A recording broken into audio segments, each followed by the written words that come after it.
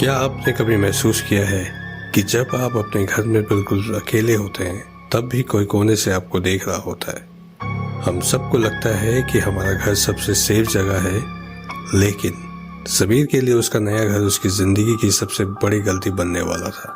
समीर ने दिल्ली के आउटस्कर्ट्स में एक पुराना ब्रिटिश एरा बंगलो सस्ते में खरीदा था। घर थोड़ा अजीब था, लेकिन सुकून था। सिर्फ एक बात अजीब थी, ऊपर की मंजिल पर एक छोटा सा स्टोर रूम था जिसे मोटी जंजीरों से लॉक किया गया था।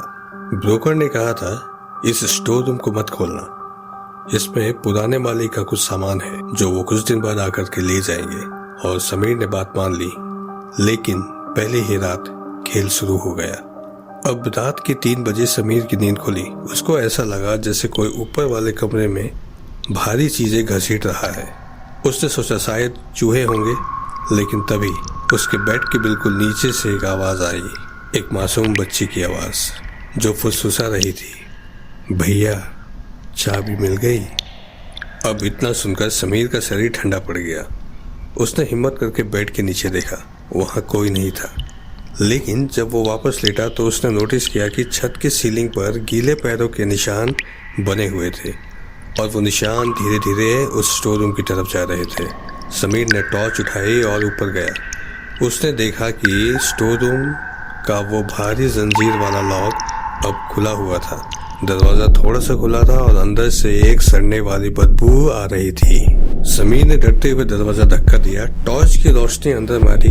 कमरा खाली था, सिवाय एक पुराने आईने के। समीर आईने के पास गया, लेकिन उसने जो देखा वो उसकी रूह कपा देने के लिए काफी थी। आईने में समीर अकेला नहीं खड़ा था, उसके पीछे एक बुढ़ी औरत खड़ी थी जिसके हाथ में वही जंजीर थी जो दरवाजे पर बंधी थी। उसने समीर के कान में कहा, अब तुम्हारी बारी है घर की रखवाली करने की। अगली सुबह ब्रोकर ने घर का दरवाजा खोला। घर पूरा खाली था। समीर का कोई अता पता नहीं था, लेकिन जब वो स्टोर रूम के पास गया तो वहां एक नई जंजीर लगी हुई थी और उस जंजीर के पीछे से समीर की सिसकियां सुनाई दे रही थी। दोस्तों, कुछ घरों में सिर्फ यादें नहीं रहती, उनमें वो लोग रह जाते हैं जो उनसे कभी निकल ही नहीं पाए।